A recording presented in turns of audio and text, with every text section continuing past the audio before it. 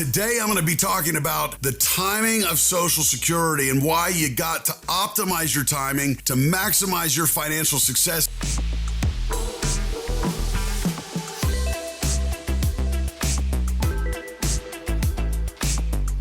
Good day, everybody. Chris Heerlein here of REAP Financial, host of Wealth Radio on News Radio KLBJ and host of Retire Ready TV.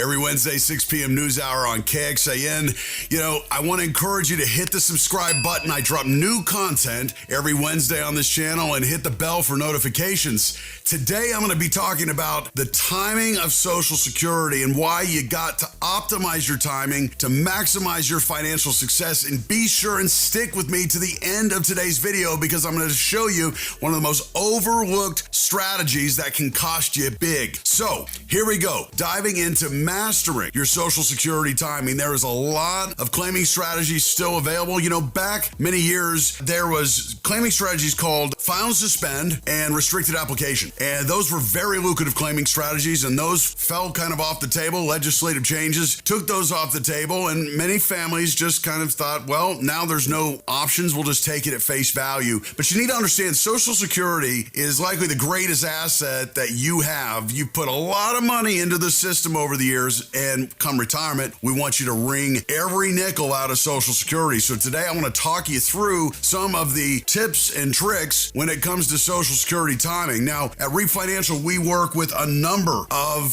families that are generally 60 plus, walking into retirement, and oftentimes they go, you know, I've heard that I need to wait on Social Security as long as possible and just defer till 70, and that's the optimal way to do it. And to be honest, that's not a one-size-fits-all. I mean, we've seen and read through articles over the years where, you know, it does say wait. And the truth of the matter is, a lot of Americans, you need to wait, because if you don't have adequate savings, Social Security is going to provide you a lifetime income stream as long as the system is solvent, obviously, and you are needing to maximize your income. But there's been a trend that we've seen really pick up over the last couple of years, and it's that families that have substantial assets, have done a great job of saving, they are really falling into a category where they may want to take it earlier. There's a number of reasons for that, but taxes are one of the issues. Required minimum distributions are an issue as well that can play into your Social Security timing. And that's what a lot of the articles don't talk about, that the ones that tell you to wait, a lot of times it's like, well, the numbers they're working with are gross numbers. They're not the net numbers, and it's all about the net.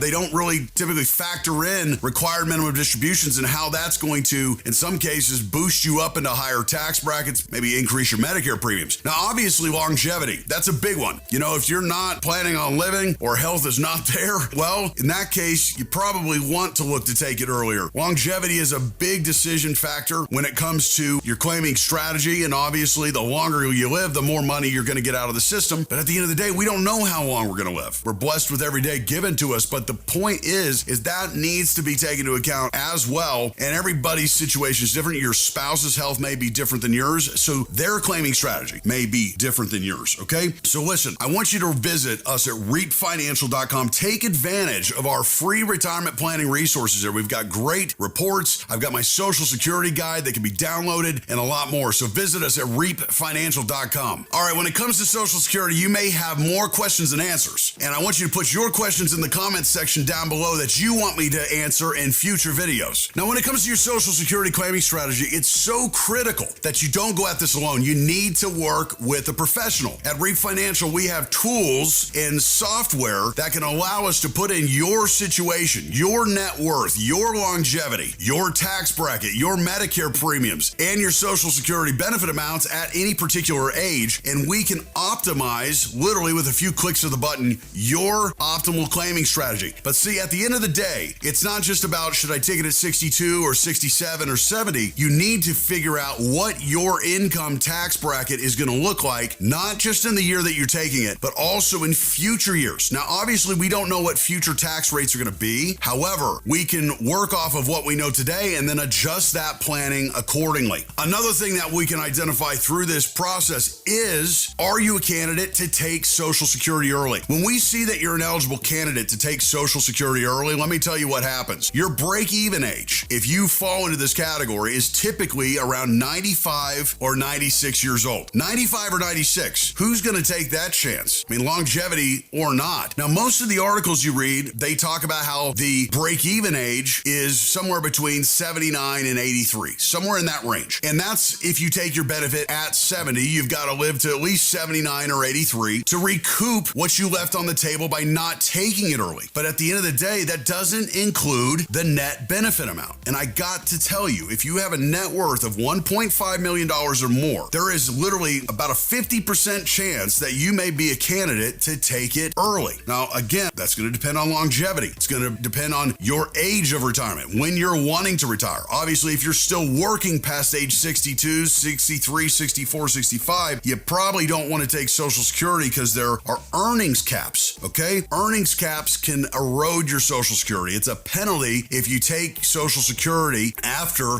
your full retirement age of 66, 67. You can make $1 million a year plus, and it doesn't matter. There's no penalty from there on. Okay, so you stuck with me here to the end of the video, and what I was going to do is share with you one of the most overlooked strategies. It's called voluntary suspension. This is something that most retirees, pre-retirees, you're not aware of. But the way that this thing works is it allows you to turn your benefit on, let's say as early as 62. Let's say you're retired, taking your benefit now, you make it to age 67. That's 5 years of claiming your benefit. At 67, if you so choose, you can now voluntarily suspend your benefit. Now, why would you do this? If you suspend your benefit, that means the check stops coming in every month. But see, what happens is because you took Social Security at 62, let's say, you get an early withdrawal penalty. They hit your Social Security pretty heavy. It can be up to a 30% discount as to what you would get as compared to your full retirement age. So that's a lot of money being left on the table.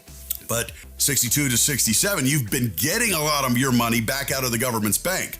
So at 67, in this scenario, you could do the voluntary suspension. And from 67 to age 70, while your benefit's in deferral, it's now earning deferred credits to 8% a year of deferred credits plus any cost of living adjustments. So it could be 8, 10, 12% a year.